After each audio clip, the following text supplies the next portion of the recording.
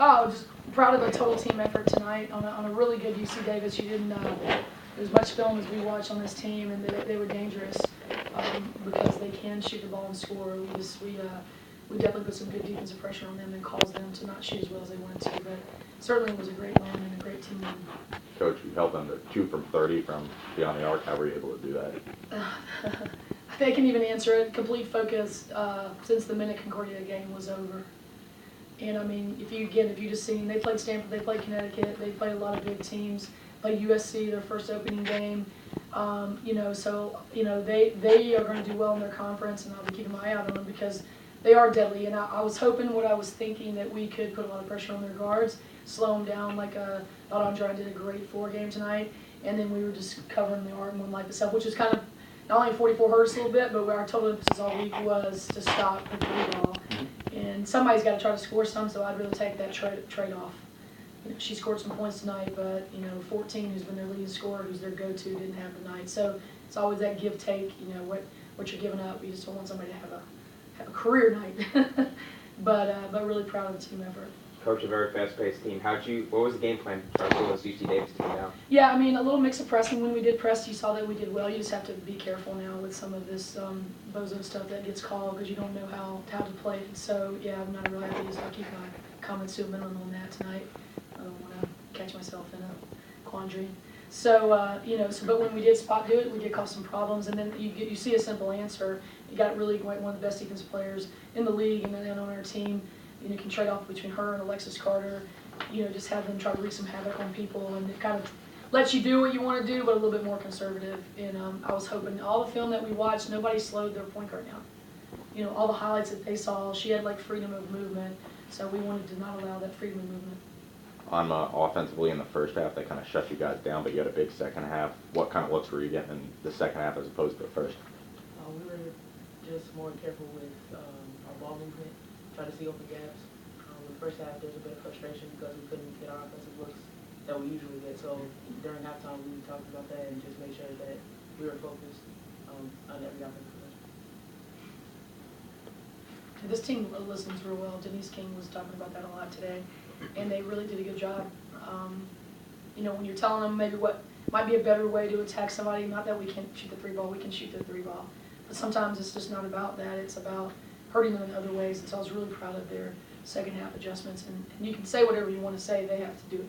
And I thought Dre was making reads on the floor. She's always really good about telling AO what she sees. They have like a little kindred spirit. She's driving in, and AO just knows when to cut.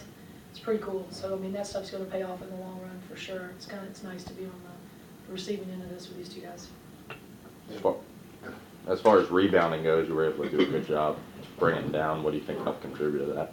Yeah, I wasn't happy about it in the first half, and our guard rebounding's got to get better as we're watching. And so I harped on that a lot at halftime.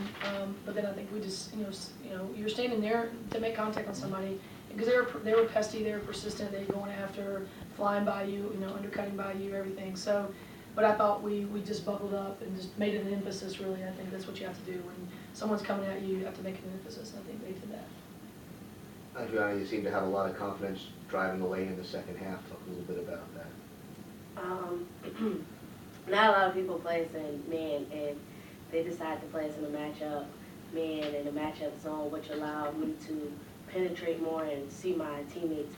So allowing a lot of pressure on me, I love it because my speed allows me to just go by people. 28% from the field in the first half and 57% in the second half. What was the difference on offense in the two halves? Well, that's the stuff that we're trying to figure out. When I looked at that stat sheet, and my brain was like, we were 9-39 the second half of Northwestern. So we've got to, I think they now can kind of see the recipe for success. So, I think that's good things for them to see. Here's where you need to take a little more time on your shot. You're getting the look that you want. And we do this in practice all the time when we're doing skip pass shooting or attacking with one dribble, shooting with a pad on you, because if they're bumping you a little bit, you got to focus and finish. And I think that really is like the difference.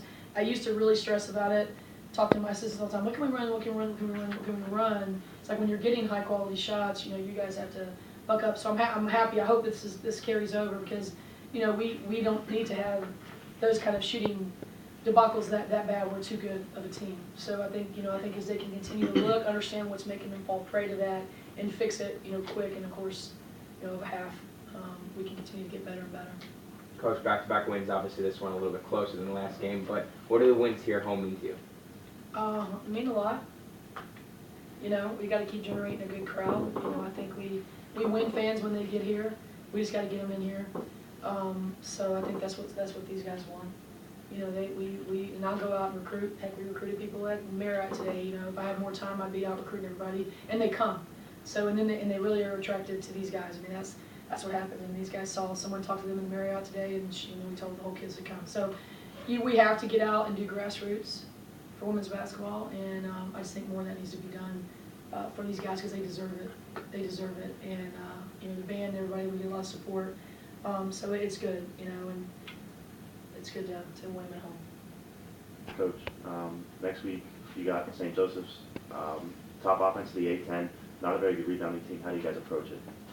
Yeah, these guys know they have a lot of strong feelings. We've got a lot of Philly kids too on this team. They know that it's a good team. What do you guys want to say about that? I mean, like she said, we got a lot of teammates from Philly.